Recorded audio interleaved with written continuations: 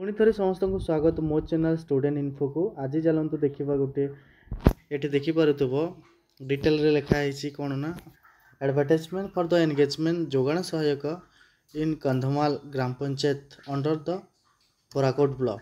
तो देवगढ़ डिस्ट्रिक्ट रे आमर ये पोस्ट बाहरी तो केमती कौन एप्लाय करवा चलतु देखा। तो आमको प्रथमे यही साइट को जीवाक पड़ो ना ये लिखाई देखिपुव देवगढ़ ओडिशा .gov को आम लॉगिन कलापर एमती इंटरफेस आसो। एमती इंटरफेस आसला आम टे तल को स्क्रोल करवा ये लिखाई डिटेल्स देखिपुव द एडवर्टाइजमेंट फॉर एंगेजमेंट जोगाण सहायक in Kandhol gram panchayat under the Barkot block. तो एडवर्टाइजमेंट पूरा रहा यहाँ तार यार स्टार्टिंग डेटा कौन रही 20/5/2025 तार एंडिंग डेट अच्छी 20/6/2025। तो अप्लाई कर लास्ट डेटा हूँ 20/6/2025। तो चलतु लेटरटा को आम डाउनलोड करवा कौन से इनफॉरमेशन अच्छी देखा।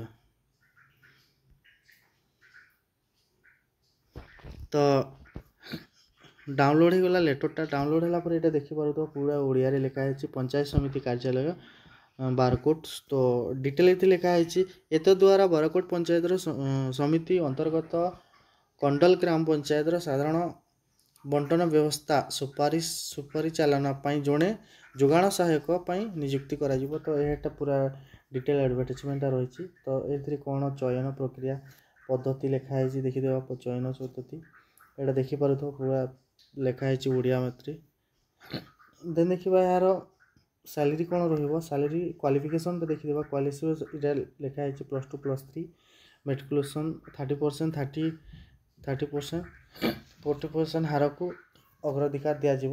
तो यार पारितोषिक माने दरमा रहा 8,000 आवेदन पत्र ग्रहण कर शेष तारीख ये पुणी लिखाई देखिपुव आवेदन कर शेष तारीख 20/6/2025 20/6/2025 लिखाई।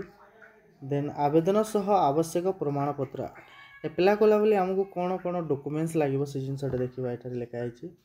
तो मेट्रिकुलेसन +2 +3 परीक्षा उत्तीर्ण सर्टिफिकेट और मार्कशीट तहसीलदार प्राप्त सद्यस्थायी बासिंदा प्रमाणपत्र माने आम रेसिडेंस सर्टिफिकेट लगे 2 गोटी पासपोर्ट साइज फोटो और निज ठिकाना उल्लेख और प्रत्येक 50 टंका लेखाए डाक टिकट लगी 2 गोटी यही साइज आमको गोटे 2 गोटी कौन कर डाक टिकट लगिदेव केते टंकार 50 टंकार लगी और यही साइज 2 गोटी आमको एनवलप किणवा पड़ो।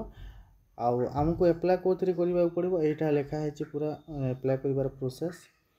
तो प्रमाणपत्र तल को देखा ताहले वेरिफिकेशन पुणी वेरिफिकेशन तारीखटा ये लिखाई यही टाइम रे वेरिफिकेशन पाई जावाक पड़ो। तो जो मैंने भी interested candidate for the Deogarh district और यहीटा निज ब्लॉग रे ही माने जो मैंने इंटरेस्टेड पकई पारे। तो यह हूँ फॉर्म देखी नेबा कौन फॉर्म रही जोगाण सहायक निमंते आवेदन पत्र। तो डिटेल्स रही आवेदन करने ग्राम पंचायत नाम आवेदनकारी नाम पिता नाम स्थायी ठिकाना ये सब रही फोटो गोटे लगे। देन देखा तल को जोगाजोग ठिकाना टोटाल जातीयता हिंदू माने धर्म इंडियन भारतीय लिंग जन्म तारीख शिक्षागत योग्यता देखो ये पूरा लिखाई आमर मेट्रिकुलेसन क्यों वर्ष उत्तीर्ण होते उत्तीर्ण वर्ष बोर्ड देन उत्तीर्ण श्रेणी फर्स्ट सेकेंड थर्ड जोटा थी पूर्ण नंबर के रखि नंबर और शतकड़ा के % रखीच ये सब एमती +2 +3 पर्यंत लिखबार अच्छी। देन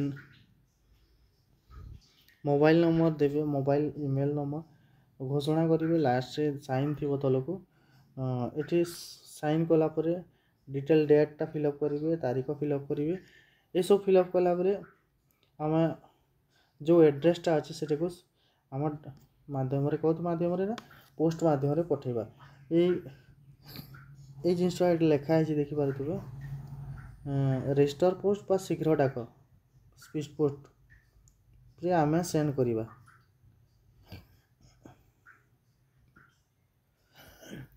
एड्रेसटा यहाँ अच्छी गोष्ठी उन्नयन अधिकारी बराकोट जिला देवगढ़ ओडिशा।